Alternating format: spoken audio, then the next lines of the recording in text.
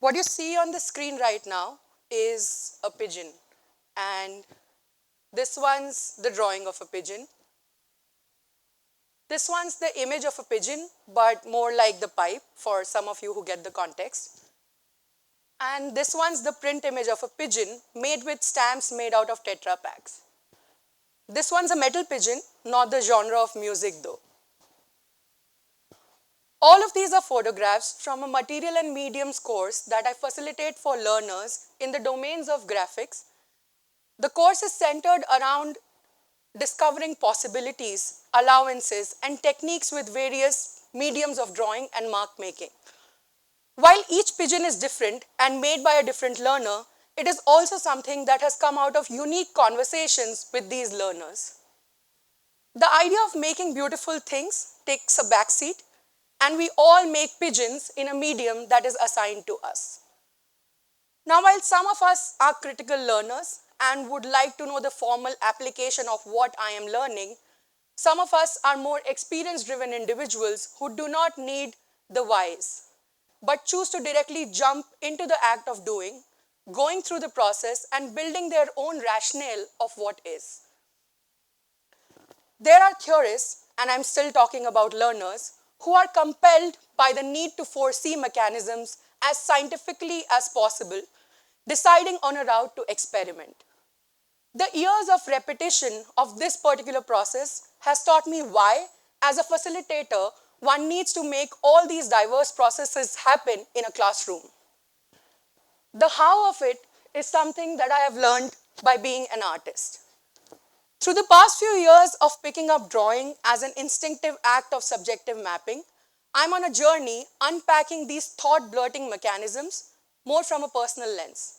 When I fold paper or scribble with a pen, take a piece of charcoal or a piece of beetroot to draw, or impress on a dusty car window pane, all intended to mark make as an act of drawing, I see the relationship that is then forming.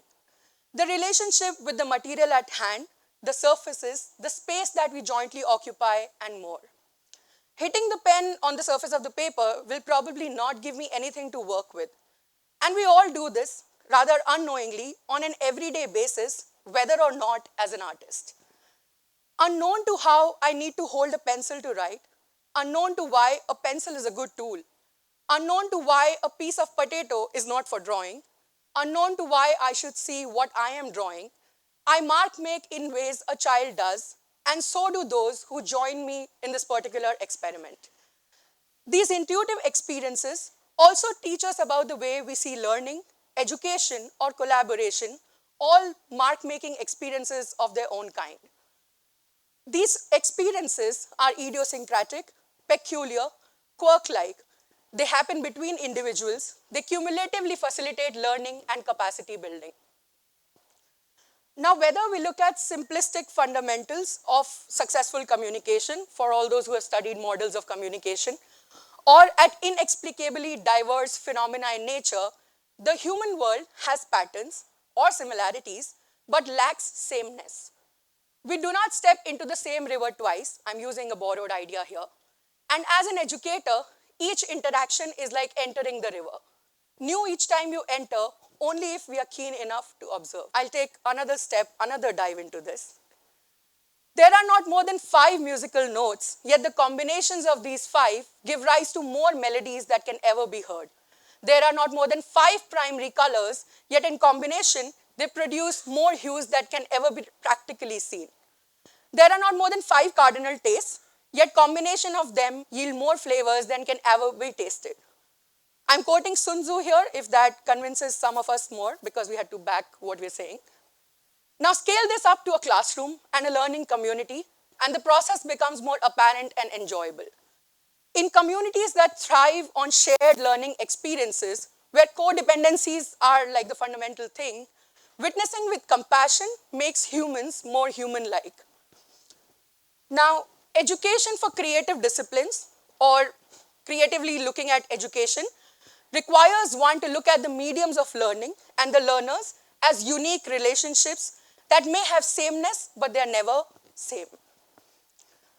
Learning is a process of discovery first, and these discoveries requires teachers to be facilitators of idiosyncrasies. This is what I sometimes look like when I'm thinking these ideas. It may be gory, it may be interesting, it may be intuitive, it may be inexplicable to some, but that is what it looks like. And before leaving, I would like to actually end with something that I wrote as a learner in a classroom. Dawn is when I wake up to get ready for the day. With its own helter-skelter and all the unwanted banter, every day looks its own to me. Now I checked with those around, but there was a difference that they found. We sat on the ground to see how they found what they had found.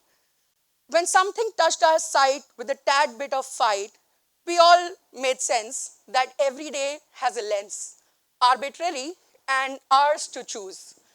And tomorrow, when I wake up at dawn to go through the day, tired maybe, this maybe is what I added later, with a sigh, I chose a lens, silence.